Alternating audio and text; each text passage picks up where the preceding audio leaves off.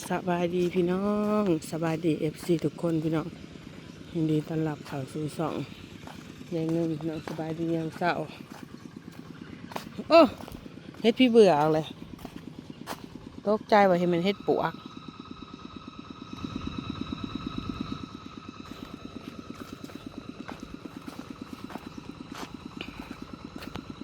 คือบอกขอท่านหน่อยขอแน่จังหน่อยหนึ่ง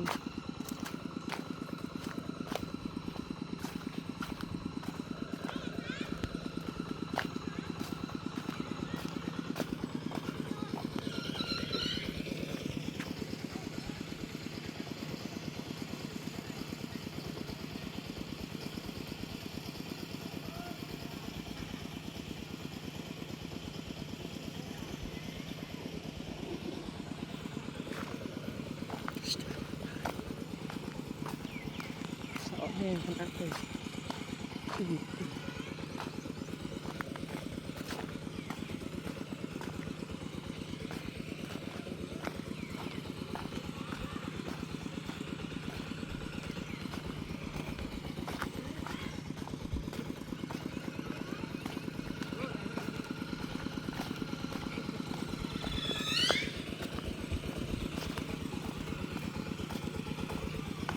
เดี๋ยวแปรมาแต่เสาเลยได้หมดนี่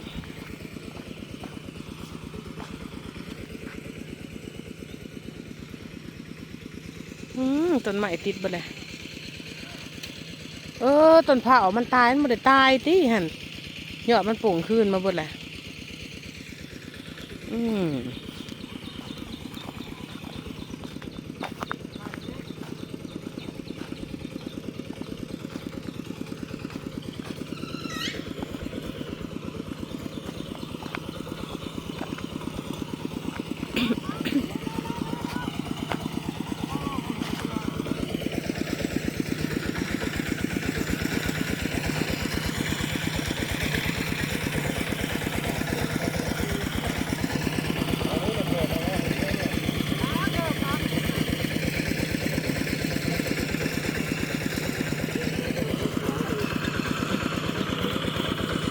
มายังลูกเจ๊กี้ป้าหัวโปะของลูกผมปล่อยปะโอ้ยมันตายวะ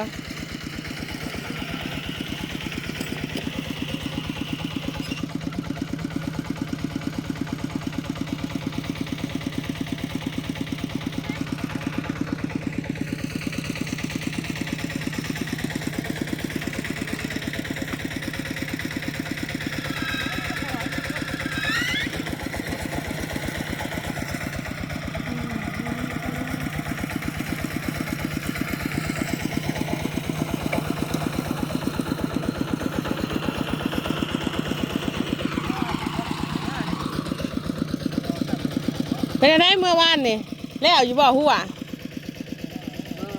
ฮะได้นะไว้ต้มมาบ่เจ้าหน้าไปโอ้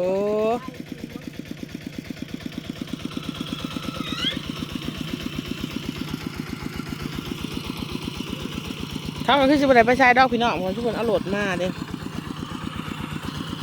มาชิวานเพราะว่าใช้เดี๋ยวนี้ดุขนาดเลยราคาเนี่ย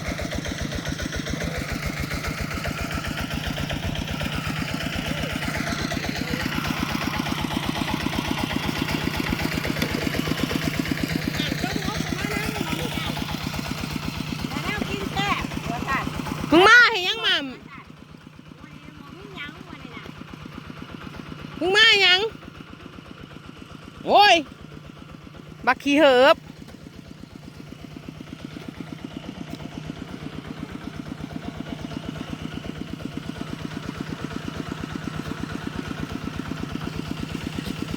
พอทางป่าเนี่ยจะจำแบบเก่าเขาสิบได้เลย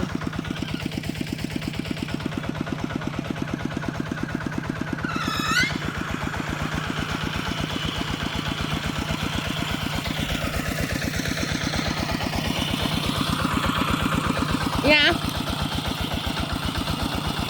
ในขนุน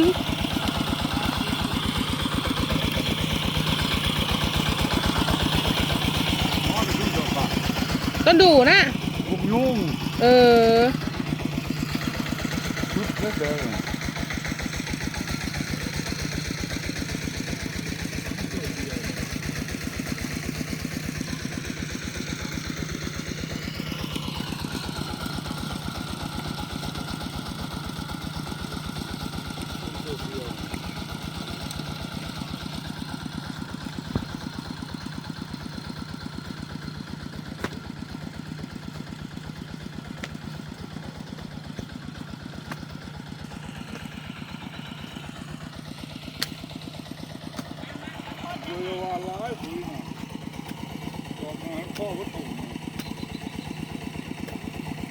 สอบหนึ่งนะเออ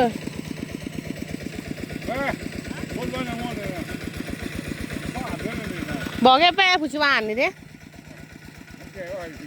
แกชิ้นนั้นมันก็ไปเกลือมูเลยดิ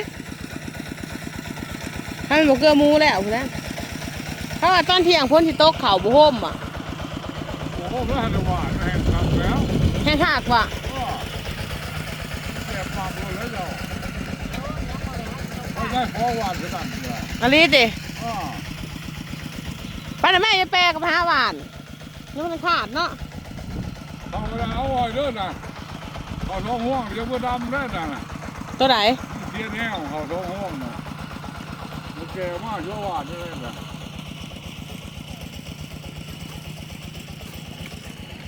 เขาท้องห่วงได้นะกระบอกว่านเหรอเอาไปดำเบิ่งหน้าพ่อแม่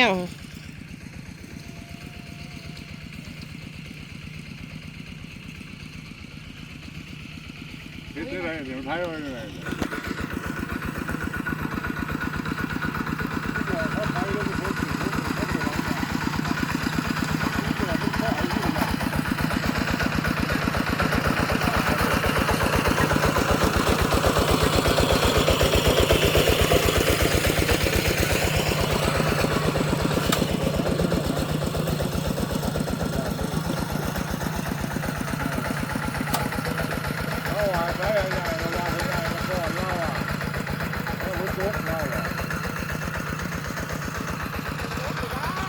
เนี่ยคือพวกเราไปท้ายง่ายใช่ไหม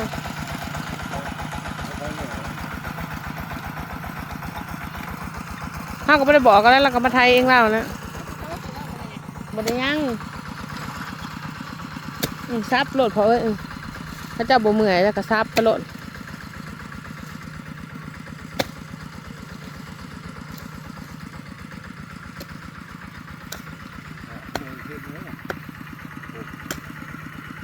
ถูกกับบ้านไฟสิมานอนนี่นี่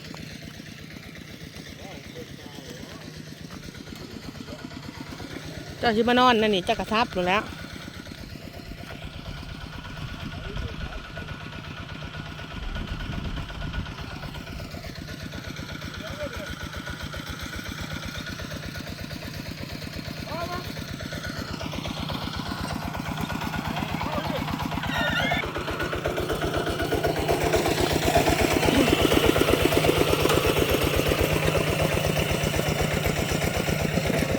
หยิบแก้กินมันจะเปื่อยป่ะล่ะฮะมันซื้อมาถือจะซื้อมันบอกกินน่ะถือจนเปื่อยที่แหม่มึงเอ้ย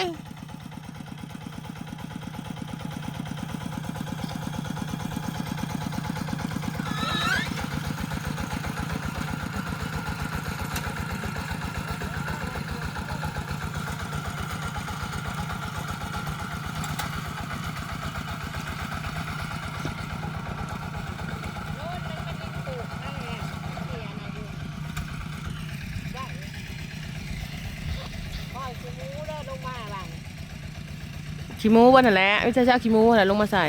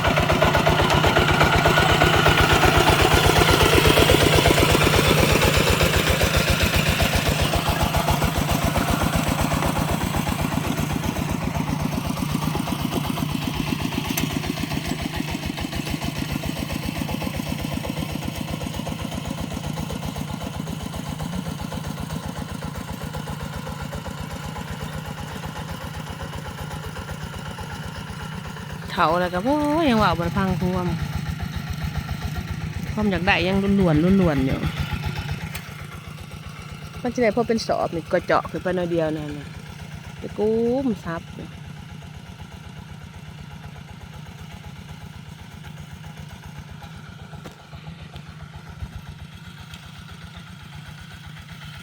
พอเร็วสุดท้ายคือไปยังกระโดดแท้ไว้ให้งัวกินหญ้า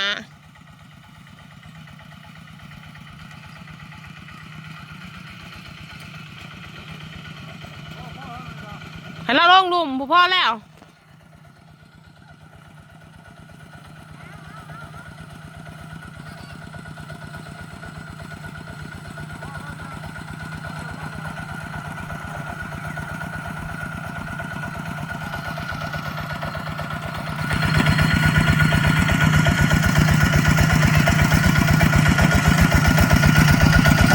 งัวจนโผล่ลูกคนใหญ่เอากองเกอร์มาตัดอันพรมให้อีหน่อยแต่บ่เบิ่งร้านมันก็ไปตัดหัวมันอีกหัวจะมาโผล่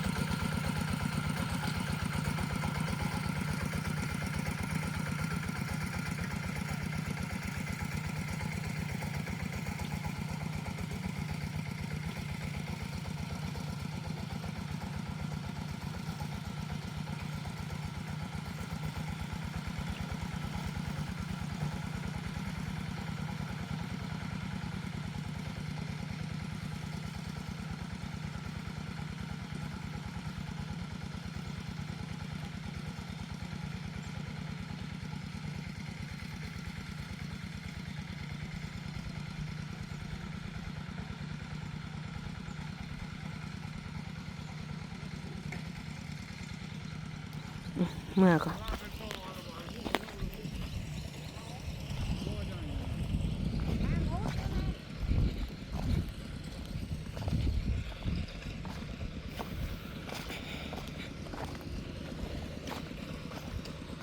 นี่ใช่กอกระตาต้มน้ำใหม่จ้านะใช่กอยาย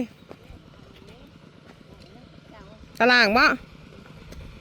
กินข้าวแล้วบ่กินข้าวบ่มากินข้าวก่อนกินข้าวเลย มึงกาคนเมื่อเมื่อเขานะตัว